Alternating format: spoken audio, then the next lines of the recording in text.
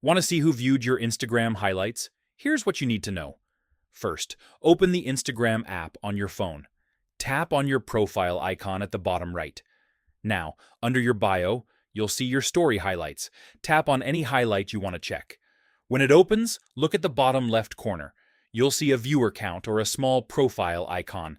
Tap on it. This will show you the list of people who viewed that highlight. But here's the important part.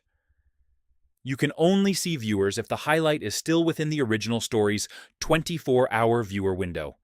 If the story has already expired, Instagram will no longer show the viewer list, even if it's saved in highlights.